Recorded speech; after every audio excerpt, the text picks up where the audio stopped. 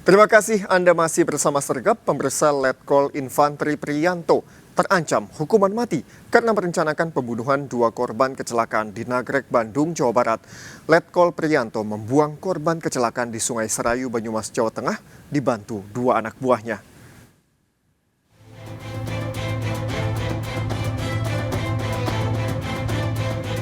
Kolonel Infantri Priyanto telah mengakui membuang mayat Handi dan Salsa di Sungai Serayu, Banyumas, Jawa Tengah dan saat ini masih menjalani penahanan serta pemeriksaan di tahanan militer khusus di Jakarta.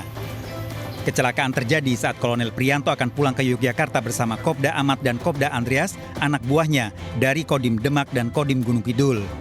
Kolonel Priyanto merupakan Kasih Intel Korem 133 Nani Watabone di Gorontalo. Sebelum bertugas di Gorontalo, Kolonel Priyanto menjabat Itutum Idam 4 di Ponorogo yang membawahi Kodim Demak dan pernah berdinas di Kodim Gunung Kidul. Kolonel Priyanto, Kopda Ahmad dan Kopda Andreas menjalani pemeriksaan di Pusat Militer Angkatan Darat secara terpisah. Kopda Andreas bertugas di Kodim Gunung Kidul Yogyakarta, tinggal di Gading Wonosari, dikenal lebih aktif di tempat dinasnya. Kopda Andreas juga dekat dengan Kolonel Priyanto yang pernah menjabat sebagai Dandim Gunung Kidul. Orangnya itu jarang bergaul. Ya mungkin sibuk dinas lah. Ya cuman itu, jarang keluar juga, pulang mungkin malam, berangkat pagi. Gitu. Intinya jarang bergaul lah sama masyarakat, jadi kurang tahu. Kejadian pembuangan korban kecelakaan berawal Kopda Andreas yang mengemudi mobil dengan penumpang Kolonel Infantri Priyanto dan Kopda Ahmad menabrak motor yang ditumpangi Handi dan Salsa di Cario Nagrek saat menuju Yogyakarta. Setelah kedua korban diangkut, Kopda Andreas menyarankan korban dibawa ke rumah sakit atau puskesmas, namun ditolak Kolonel Priyanto. Kolonel Priyanto kemudian mengambil alih kemudi hingga Sungai Serayu di Rawalu, Banyumas. Sekitar pukul 9 malam, Kolonel Priyanto memerintahkan membuang mayat korban dari atas jembatan Sungai Serayu. Kopda Ahmad mengangkat mayat dari atas mobil yang membuang Kopda Andreas dan Kolonel Priyanto, salah satu korban, dibuang dalam kondisi hidup. Sampai rumah Kolonel Priyanto di Kalasan, Yogyakarta, meminta Kopda Andreas dan Kopda Ahmad untuk tidak menceritakan kecelakaan serta pembuangan mayat yang dilakukan. Keluarga mah cuman nggak banyak, nggak muluk-muluk. Anak saya udah ada, cuman kan di sini kan negeri hukum. Saya minta dihukum seadil-adilnya aja. Itulah permintaan dari keluarga. Alhamdulillah nyampe sekarang dari Jasara Harja belum ada yang ke rumah gitu. 2 korban dibuang para pelaku sejauh hampir 300 km dari lokasi kecelakaan. Kasus yang sebelumnya ditangani Polda Jawa Barat dilimpahkan ke Denpom 3 Siliwangi. 3 tersangka akan menjalani rekonstruksi di Nagrek dan Sungai Serayu hari Senin dan Selasa pekan depan. Tim Liputan iNews melaporkan. Pemirsa, seorang wanita calon pengantin dibunuh dan diperkosa tetangganya di Kota Medan, Sumatera Utara. Pelaku sakit hati karena cintanya ditolak korban. Perhiasan korban dibawa kabur pelaku.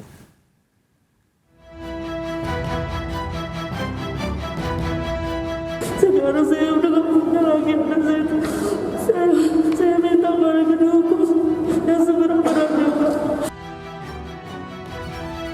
Fitri, calon pengantin ini ditemukan adiknya pagi hari tewas di dalam rumahnya, Bagandeli, Medan Belawan, Kota Medan. Wanita berusia 19 tahun ini rencananya 2 bulan lagi akan melangsungkan pernikahan. Korban dibunuh saat kakak kandungnya melaut dan di rumah sendiri sementara adiknya pulang pagi hari. Udah berpakaian udah. Katanya celananya pun udah agak melorot. Nah. Kalau fisiknya sendiri Bang, dari mukanya atau kayak mana? Mukanya aman-aman aja, cuma udah pucat lah sedikit. Oh gitu. Nggak ada bekas-bekas penganiayaan atau di lehernya itu dicekek atau gimana? Nggak ada nampak karena udah pakai kain gini, hanya dibuka sedikit gini aja. Polisi yang melakukan penyelidikan memastikan korban dibunuh dan diperkosa. Setelah 2 pekan penyelidikan, polisi menangkap 2 pelaku pembunuhan dan pemerkosaan. Pelaku, Jeffrey dan temannya tinggal tak jauh dari rumah korban. Jejak pelaku sebagai pembunuh terungkap dari sandal yang tertinggal di rumah korban. Saya berharap pelaku dihukum yang seberat-beratnya, kalau bisa hukuman mati, Pak. Karena anak saya itu sudah tidak ada.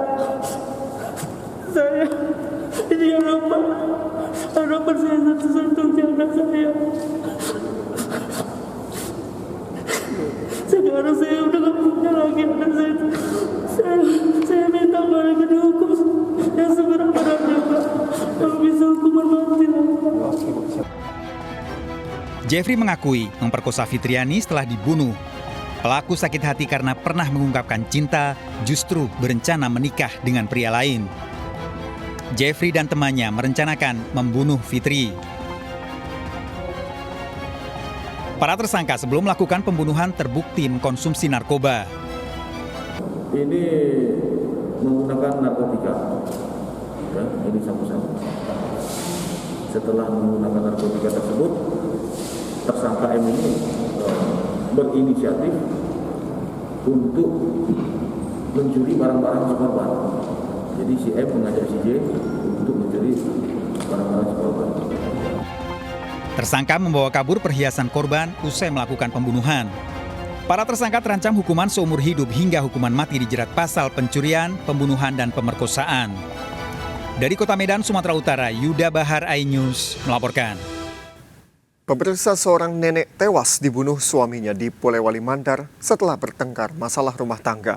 Setelah membunuh istrinya, pelaku juga ditemukan kritis bersimbah darah dianiaya keluarga korban.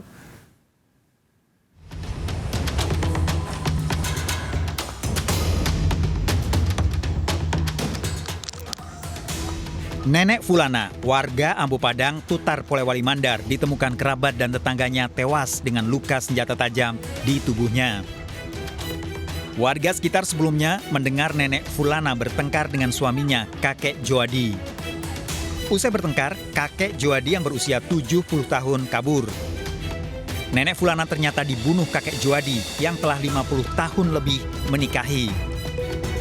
Tak berselang lama setelah menemukan mayat nenek Fulana, warga mendapati kakek Joadi bersimbah darah di perkebunan tak jauh dari rumahnya. Kakek Joadi kritis akibat luka di tubuhnya dan menjalani perawatan intensif. Hasil penyelidikan polisi, kakek Joadi ternyata dianiaya Wuha, keluarga nenek Fulana. Dalam pemeriksaan di kantor polisi, Wuha mengaku emosi dengan Joadi, kemudian mencari di kebun. Wuha telah menyiapkan senjata tajam dan digunakan untuk penganiayaan. Itu parang sudah terhunus. Sudah keluar dari sarungnya? Sarungnya. Iya, nggak keluar. Keluar dari sarung dia di jalan ini. Ini orang tua lari hindari. Langsung laporan. Iya. Apanya diparangi? Keluar hasil bundanya. Iya. Berapa kali? Tadi 4. Hasil pemeriksaan polisi, kakek Joadi membunuh istrinya diduga dipicu masalah rumah tangga. Yang diduga pelaku ada 2. Kita sudah amankan pelaku pertama saat ini kritis. Kita sudah melakukan upaya untuk bawa ke rumah sakit. Tindakan kepolisian untuk menyelamatkan yang diduga pelaku sudah kita lakukan. Kemudian olah TKP dan mengambil keterangan saksi-saksi, melakukan visum. Kita amankan TKP dan saat ini kita sudah amankan pelakunya. Wuha terancam hukuman 7 tahun penjara dijerat pasal penganiayaan. Sementara kakek Joadi masih kritis dan harus menjalani perawatan di rumah sakit. Dari Polewali Mandar, Sulawesi Barat, Huzair Zainal, iNews melaporkan. Pemirsa, wanita yang marah di toko sepatu tebing tinggi Sumatera Utara ternyata bukanlah istri seorang kajari. Pelaku sebelumnya marah pada pemilik toko sepatu dan mengaku sebagai istri pejabat.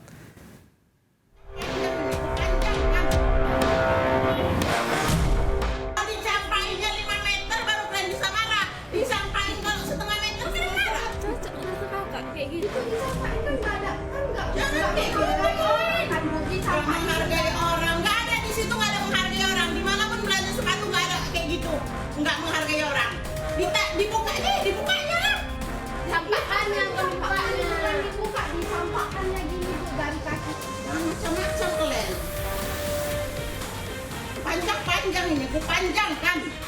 Kalian tahu bapaknya kerja apa? Kajari di tebing. Dalam video amatir yang viral di media sosial, wanita ini mengaku istri seorang kepala Kejaksaan Negeri Tebing Tinggi di sebuah toko tas dan sepatu. Wanita ini diketahui bernama Feni, marah setelah putrinya yang akan membeli sepatu ditegur penjaga toko. Menurut pemilik toko, Putri Feni berlaku tidak sopan pada karyawan. Jadi kita apa aja anak kita masing-masing. Kita ajari etika, saya bilang. Ibu ajari anak ibu etika, saya juga saya ajari anak saya etika. Kita sama-sama. Tapi dia nggak terima. Kita nggak terima kalau dia sendiri yang lihat gitu kan, kita biasa gitu kan. Dia tidak. Dia langsung menyampaikan ini ke anak saya dengan ininya, angkuhnya. Sementara pihak Kejaksaan Negeri Tebing Tinggi membantah wanita yang marah merupakan istri Kajari. Mengenai video yang viral tersebut, kalau untuk yang mengaku-ngaku sebagai ibu Kajari, bahwasanya kalau yang bersangkutan tersebut memang bukan merupakan keluarga dari kejaksaan. Jadi dia hanya mengaku-ngaku saja sebagai ibu Kajari. Setelah videonya beredar luas di berbagai media sosial, Feni akhirnya meminta maaf. Feni ternyata bukan istri Kepala Kejaksaan Negeri Tebing Tinggi.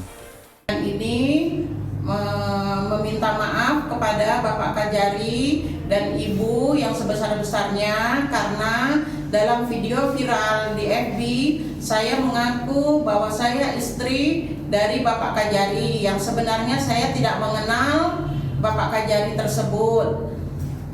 Dan dengan ini saya dengan tulus meminta maaf yang sebesar-besarnya dan tidak akan mengulangi. Meski sempat mengaku istri Kajari, pihak Kejaksaan Negeri tidak menuntut secara hukum pada Feni. Namun, Feni tetap bersikukuh penjaga toko sepatu harus bersikap sopan meski pembeli melempar sepatu. Dari Kota Tebing Tinggi, Sumatera Utara, Abdullah Sani Hasibuan iNews melaporkan. Seorang pria tewas dianiaya karena kepergok berselingkuh dengan istri orang di Pamekasan, Jawa Timur. Pelaku merupakan suami dari wanita selingkuhan korban. Ikuti informasi lengkapnya sesaat lagi, tetap di Sergap.